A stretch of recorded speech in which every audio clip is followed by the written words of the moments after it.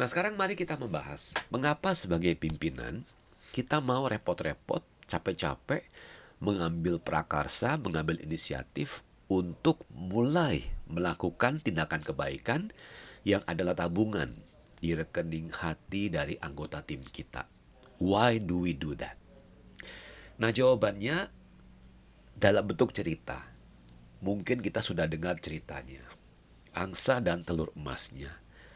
Nah, jadi ada seorang petani yang miskin, saking miskinnya dia sendirian, sebatang kara, hidupnya penuh penderitaan, tapi kemudian nasibnya berubah total ketika ada seekor angsa yang menghampiri rumahnya dan kemudian memberinya telur emas. Dan beberapa waktu kemudian, again, another telur emas dan seterusnya begitu. Nah, kemudian si petani ini yang kejatuhan rezeki yang jadi OKB, orang kaya baru, mulai berubah sifatnya. Dari tadinya murah hati, rendah hati, ya, sekarang dia berubah menjadi tinggi hati dan sangat serakah. Dia mau lebih banyak telur emas dan dia tidak mau menunggu.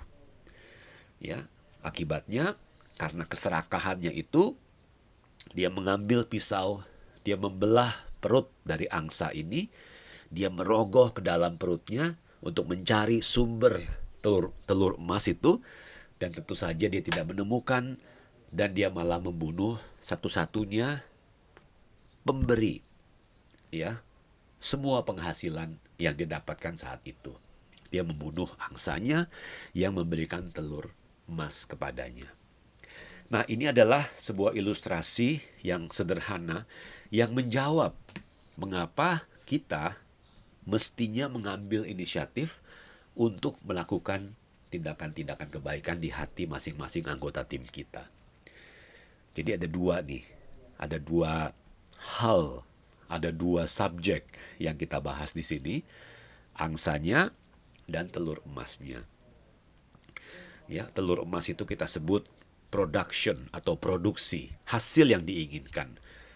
Angsa adalah kemampuan produksi. Kemampuan produksi, ya, binatangnya. Nah, jadi kita seringkali hanya menginginkan hasil yang lebih banyak.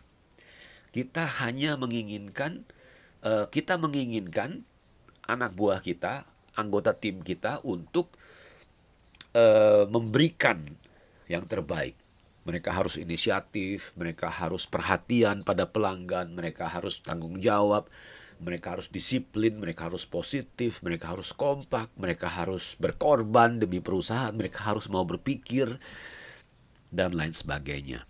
Gak apa-apa sih, ya kita memang berharap anak buah kita atau karyawan kita memberikan telur emas yang banyak dan yang segar buat kita, hasil yang kita inginkan. Tapi kita kan semua tahu dong, kalau hasil yang kita inginkan itu harus seimbang dengan bagaimana perhatian kita, bagaimana perawatan kita pada si angsa yang disebut dengan karyawan ini kan.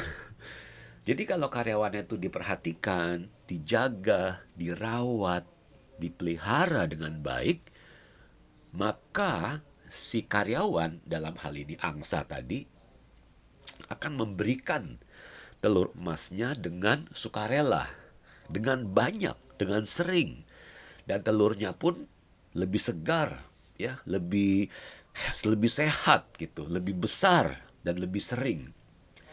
Jadi kemampuan untuk memberikan telur emas secara baik itu memang tidak bisa sesuatu yang dipaksakan gitu. Itu adalah sesuatu yang memang harus datang dari hati si angsa ini atau si karyawan ini. Dan hukum ini, angsa dan telur emasnya berlaku untuk semua hal, bukan hanya untuk atasan dan bawahan. Coba pikirkan, bagaimana hukum ini, prinsip ini berlaku untuk orang tua dan anak, untuk suami dan istri dan suami, bahkan kita dan pelanggan kita.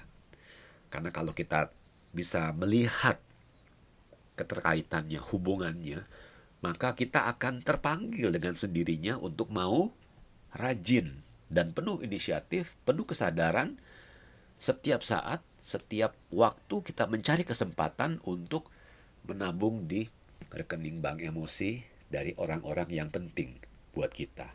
Semoga bermanfaat.